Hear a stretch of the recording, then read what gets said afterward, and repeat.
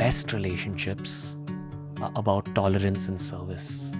Tolerance for our partner's flaws and quirks, and service, actively looking for ways to make their life better without expecting anything of them.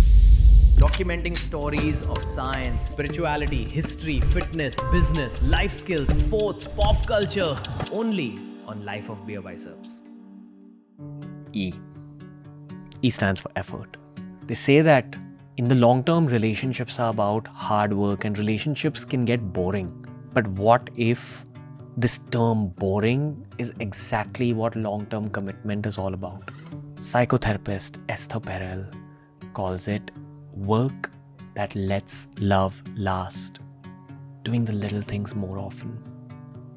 That's what keeps commitment going in the long term. Effort has two parts that many fail to understand. Firstly, refueling. These are shared dopamine experiences that keep the spark of a relationship alive.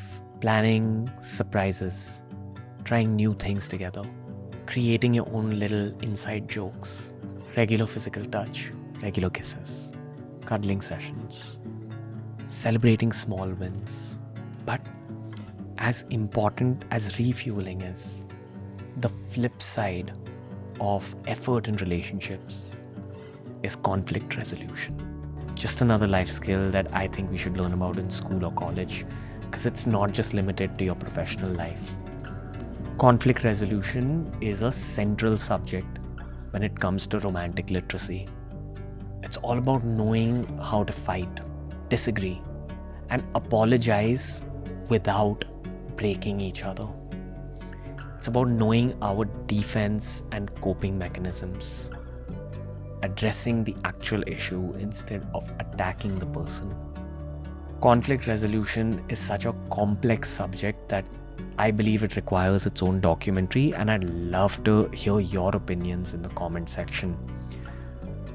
But without diving too deep into this subject, one of the best pieces of advice that I ever got on romance and love was from the monk Gauranga Das. He said that the best relationships are about tolerance and service. Tolerance for our partner's flaws and quirks, and service, actively looking for ways to make their life better without expecting anything of them. After more than 100 conversations with monks and spiritualists, I've realized that all forms of expectation lead to some form of human suffering. The goal is to completely eliminate expectation as an emotion from your own mind, especially when it comes to your love life. Now, while it's difficult to reduce your own expectation in your head, an easy means to help you work on the chapter governed by E. An easy means to help you elevate your own sense of effort is to ask yourself some key questions. Do I actively create excitement and novelty for us? Do I make my partner feel desired? Do I celebrate their small wins? When we fight, do I focus on solving the issue? Can I apologize without defending myself? Do I understand my partner's love language completely, even if it doesn't match with mine? Do I make efforts for them, keeping their love language in mind? If the answer is mostly yes, perhaps you might be ready to sustain long-term love.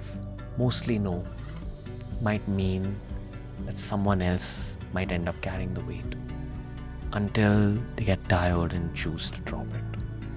In fact, with most older couples that we interacted with for the course of this documentary, the love that lasted has usually lasted from a place of sacrifice, from a place of putting your partner's needs and their wants and wishes ahead of your own. Falling in love costs nothing.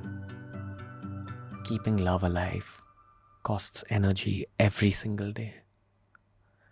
Before promising anything serious, it might be worth asking, if we're actually ready to budget that energy and not just spend it on the initial thrill.